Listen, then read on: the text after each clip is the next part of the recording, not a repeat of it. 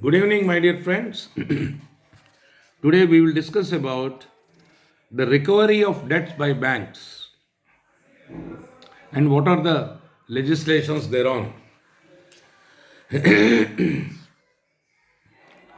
Granting of loans is one thing, recovery is another thing. Actually, it's a two-end problem. One is from the point of view of the customers, the other one is from the point of view of the bankers.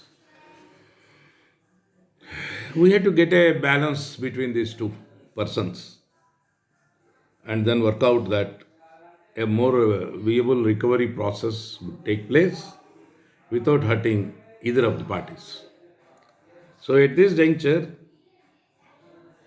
in fact, the Supreme Court in Bank of India versus Satchavati Tandon and others, Bank of India versus Satchavati Tandon and others, reported in All India Reporter EIR 2010, Supreme Court SC 3413.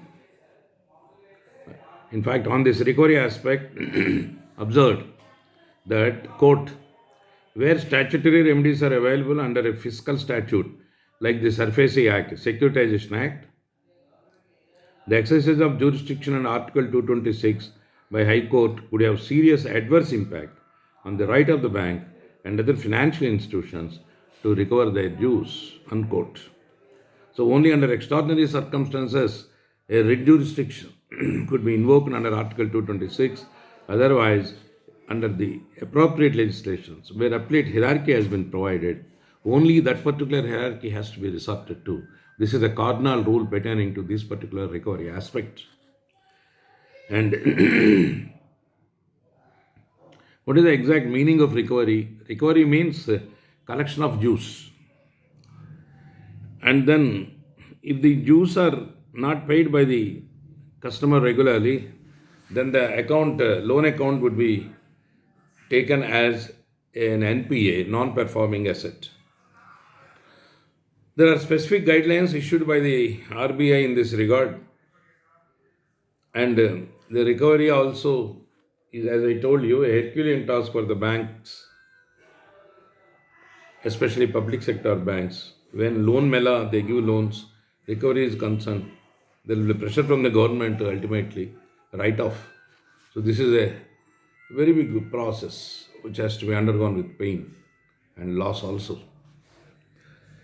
Friends, here we are understanding the legal aspects where there are different methods of recovery of loans and advances by the banks. So what are they? In fact, the first one is OTS, that is one time settlement, where the banks can go for a one time settlement and mutually agreed amount would be taken out and the matter is closed. However, these are all the things nowadays taken to CIBIL and then it will hamper the future prospects, especially youngsters. The very existence of CIBIL also is a big question mark as to what is the legal sanctity of CIBIL. Well, these are all the things subsequently we'll have to examine with legislative, in fact, impact on that. Now, the second one is compromise, where there is a compromise formula. Many banks, as on now today, some nationalized banks announced it, and such proposals can be taken up considering the history of the borrower account and security available, net worth, and the guarantors available, and so on and so forth. The third one is with regard to recovery camps. In this method, the bank's personnel approach the defaulting borrowers for repayment at a place and time, and then a particular like loan mela, it is recovery mela, and then they usually conduct this in government offices, and normally, in most of the cases, they are successful also. Now, the fourth one is preference of claims. The banks are protected from bad debts through insurance. Indemnity is provided to the banks in such situations by organizations like Deposit Insurance and Credit Guarantee Corporation, Export Credit Guarantee Corporation, Credit Guarantee Fund Trust for small scale industries, and various insurance companies. The fifth point is that fifth method is a technical write off, where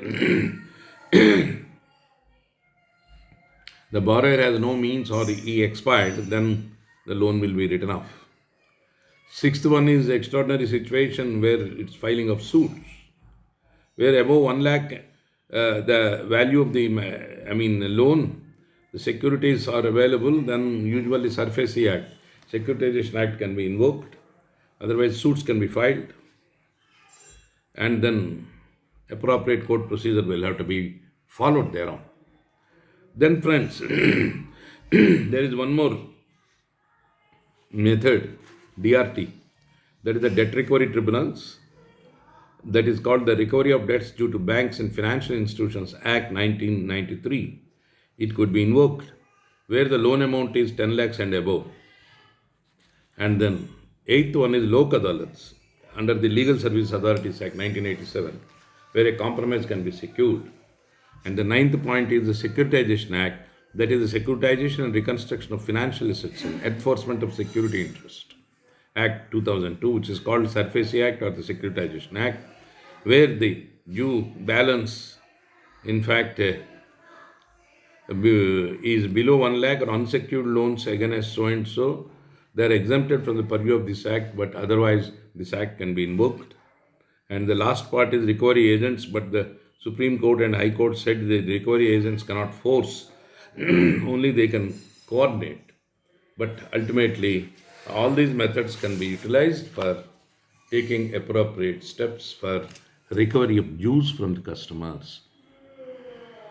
In spite of that, the banking industry is suffering. Actually, it's a debatable issue, and then at an appropriate time, we will discuss those particular intricacies. So, with this, we complete our discussion on lending and recovery by the banks. We will go for other particular important aspects of banking in our future lessons. Thank you, my dear friends. Good night and goodbye. Thank you.